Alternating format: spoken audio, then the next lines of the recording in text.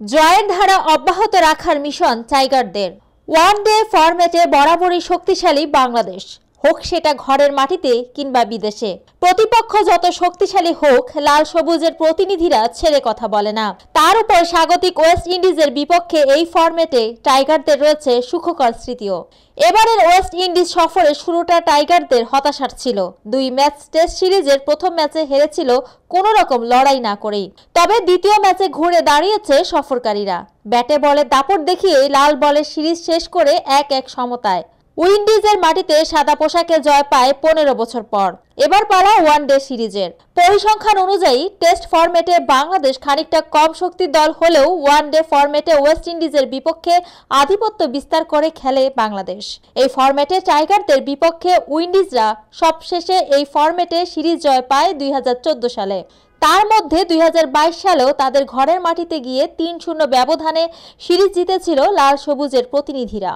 এদিকে গত পরশু থেকেই ওয়ানডে সিরিজের জন্য অনুশীলন শুরু করেছে বাংলাদেশ।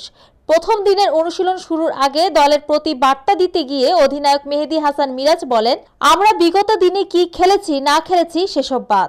এখানে ওয়ানডে সিরিজে ভালো একটা সুযোগ রয়েছে আমাদের জন্য, তো আমরা সবাই সবাইকে সহযোগিতা করব। সেটা যখন আমরা করব তখন দলগতভাবে খেলতে পারবো, আর ভালো একটা ফলাফলও আমরা পাবো। এই বার্তা স্পষ্ট যে বাংলাদেশে আজ থেকে শুরু হতে যাওয়া সিরিজেও জয়ের ধারা অব্যাহত রাখতেই মরিয়া। যদিও খানিকটা বাড়তি চ্যালেঞ্জ থাকবে তাদের সামনে, কেননা দলে এক গাদা তারকা ক্রিকেটার মাঠের বাইরে। চোটের কারণে এইবারের স্কোয়াডে নেই নিয়মিত অধিনায়ক নাজমুল হোসেন শান্ত, অভিজ্ঞ উইকেটরক্ষক ব্যাটার মুশফিকুর রহিম, তাওহিদ হৃদয় ও মুস্তাফিজুর রহমান। এছাড়া নেই দেশ ছেড়া অলরাউন্ডার সাকিব আল হাসানও। পাশাপাশি নিজেদের সবশেষ খেলা ওয়ানডে সিরিজেও খুব বেশি সুখকর স্মৃতি নেই। ওয়েস্ট ইন্ডিজ সফরের আগে সংযুক্ত আরব আমিরাতে আফগানিস্তানের বিপক্ষে 3 ম্যাচ ওয়ানডে সিরিজে 2-1 ব্যবধানে হেরেছিল লাল সবুজের প্রতিনিধিরা।